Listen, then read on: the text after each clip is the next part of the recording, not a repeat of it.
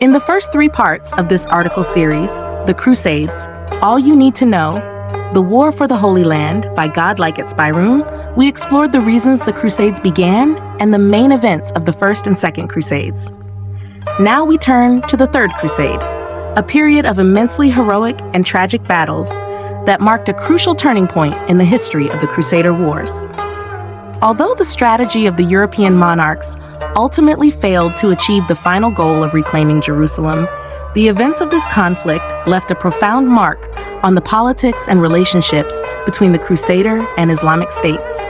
Let's delve into the details of this epic war. News of the fall of Jerusalem reached Europe even before Archbishop Josias of Tyre, the envoy sent by the Crusaders to plead for urgent aid, could arrive. Pope Urban III passed away shortly thereafter.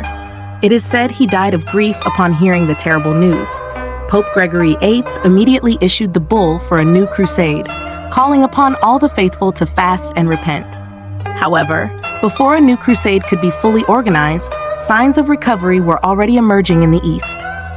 Only 2 weeks after the disaster at Hattin, Conrad of Montferrat, who would become a key claimant to the throne, arrived in Tyre with a small Italian fleet and a few hundred followers. He quickly consolidated his position and successfully repelled an attack by Saladin. Conrad also firmly refused to submit to King Guy of Lusignan when Saladin released Guy at the end of 1188, honoring his earlier promise. In a bold move to reassert his authority, King Guy unexpectedly gathered the few men still loyal to him and laid siege to the city of Acre, catching Saladin completely by surprise. When the Muslim leader finally dispatched troops to relieve the city, the Crusaders had begun to receive reinforcements from the west, many of them bearing the banners of Henry II, Count of Champagne. However, by the winter of 1190-1191, neither side had made significant progress. Saladin could not lift the siege of Acre, but the Crusader army was suffering heavy losses due to disease and famine in the siege camp. Among the victims of the epidemic was Sibylla, Guy's wife, whose claim was the basis of his right to the throne. Her death caused many senior nobles who had supported Guy to shift their allegiance to Conrad. The marriage between Isabella, Sibylla's sister, and Humphrey IV of Toron was immediately annulled, and Isabella was forced to marry Conrad. Despite this, Guy stubbornly refused to relinquish his claim to the throne. This was the situation in May 1191, when a fleet arrived at Acre, bringing precious supplies and hopeful news. The armies of the Third Crusade were drawing near. The first to answer the Pope's call was King William II of Sicily. He immediately abandoned his conflict with the Byzantine Empire and quickly outfitted a fleet to sail east, although William himself died in November 1189. At the same time, fleets from England, Denmark, and Flanders also began to depart. Meanwhile, Pope Gregory VIII had sent a delegation to meet the Holy Roman Emperor, Frederick Barbarossa, a veteran of the Second Crusade. Frederick, nearing 70 and in the final years of a turbulent military career, had reconciled with the Church in 1177 and sincerely wished to join the Crusade once more. In May 1189, Frederick set out with the largest Crusader army ever assembled, crossing Hungary and advancing into Byzantine territory. However, the Byzantine Emperor Isaac II Angelos, under a secret agreement with Saladin, sought to obstruct Frederick's passage through Greece, which he did quite effectively. In retaliation, Frederick seized the Byzantine city of Adrianople, only agreeing to return it when Isaac consented to transport the German army across the Hellespont to Anatolia. In May 1190, after defeating a Seljuk army, Frederick reached Iconium and continued through Armenian territory. But on June 10th, while riding ahead with his guard, Frederick drowned attempting to cross a small river. His death dealt a crippling blow to the morale of the entire German army. Only a small contingent led by his son Frederick VI, Duke of Swabia, and Leopold Fest, Duke of Austria, managed to reach Tyre. For Saladin and the Muslims, the sudden death of the formidable emperor was seen as an act of God. In Europe, Archbishop Josias had persuaded the 2 most powerful kings in Western Europe at the time, Philip II Augustus of France and Henry II of England. When Henry II died in 1189, his son, Richard I, who would later become famous as Richard the Lionheart, continued the crusading effort. The relationship between Richard and Philip was never easy. The vast domains of the English Angevin Empire in France, particularly Normandy, were a prize Philip II constantly coveted. Ambition and mutual suspicion complicated their coordination, even though both were committed to their holy vow. It was not until July 4th, 1190, 3 years after the disaster at Hattin and the loss of Jerusalem, that the two kings officially met at Vézelay and prepared to march with their armies. The two leaders were vastly different men. Richard I of England was a military genius, but not a capable ruler. He embodied the ideal crusader knight, chivalrous, courageous, and passionate about warfare, as celebrated in the songs of the troubadours. He could be generous even to his enemies, but was capable of extreme brutality towards those who crossed him. This king would soon become the central figure in military confrontations with Saladin, a clash of two proud symbols of East and West. In contrast, Philip II Augustus of France was an astute and seasoned statesman. Lacking a chivalrous nature, Philip was pragmatic, calm, and reserved, excelling at directing sieges. His participation was driven by political necessity, the expansion and consolidation of the Capetian dynasty's territory against the Angevin kings. He saw the expedition to the east as a necessary, temporary phase in his long-term plan for France. At the suggestion of King William II of Sicily, Richard I and Philip II met at Messina and signed a formal treaty stipulating their obligations. Philip II and the French fleet arrived at Acre on April 20th, 1191, and escalated the siege. Following a stormy sea voyage, Richard I landed on the island of Cyprus. There he discovered that his sister, Joan, and his fiancée, Berengaria of Navarre, were being held captive by the island's self-proclaimed emperor, Isaac Comnenus. Richard defeated, captured, and swiftly conquered the entire island. This was an event of great significance. Cyprus subsequently remained under direct Latin rule for 4 centuries, serving as an essential logistics base for the European armies in the east. Richard left Cyprus and arrived at Acre on June 8, where he immediately boosted the morale and intensity of the siege. Just 1 month later, the Muslim garrison inside the city was forced to surrender, going against Saladin's direct orders. Saladin accepted the terms of the surrender treaty: return of the true cross, payment of a 200,000 dinar ransom, and the release of over 1,000 Christian prisoners. Disputes over control of the city immediately erupted.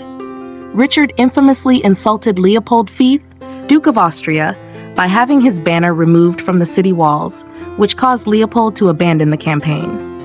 Philip II of France, already ill and unenthusiastic, withdrew to France in August 1191, declaring that he had fulfilled his crusader vow and leaving Richard in sole command. However, the failure to execute the prisoner exchange agreement led to tragedy. When Saladin failed to deliver the first ransom installment on time, Richard flew into a rage. He ordered the execution of the entire group of 2,700 Muslim prisoners en masse in front of Saladin's army. Saladin retaliated by killing most of his Christian captives, and any hope of a negotiated solution completely collapsed. The war entered its most brutal phase. The only pitched battle between Saladin's army and the Crusaders took place on September 7, 1191, at Arsuf, and it was a resounding victory for Richard. Using his exceptional military command, he forced Saladin to retreat after suffering heavy losses, restoring Crusader morale. Following this victory, Richard quickly captured Jaffa and made it his strategic base. He re-established Christian control over the coastline and reinforced defenses at Ascalon. Richard subsequently advanced close to Jerusalem twice, withdrawing both times despite being able to see the holy city from afar. As a pragmatic commander, Richard understood that Jerusalem could not be held without control of the surrounding hinterland.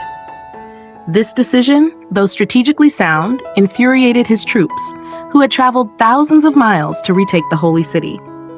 When Richard proposed attacking Egypt, the logistical heart of Muslim power, most commanders refused, believing only Jerusalem was a worthy objective. This strategic disagreement brought the campaign to a deadlock. Meanwhile, Philip II in France exploited Richard's absence to attack English territories. Richard, receiving urgent news from home, began seeking a resolution. Amidst this, Richard maintained regular, respectful contact with Saladin and his brother, Al-Adil Safadin, even discussing peace proposals and marriage alliances, a demonstration of the high-level chivalric diplomacy between the two adversaries. Finally, on September 2nd, 1192, a 3-year peace treaty was signed. The entire coastline from Jaffa northwards would belong to the Christians, Ascalon would be returned to Saladin, with its fortifications demolished, and Christian pilgrims would be granted free access to the holy sites in Jerusalem, which remained under Muslim control.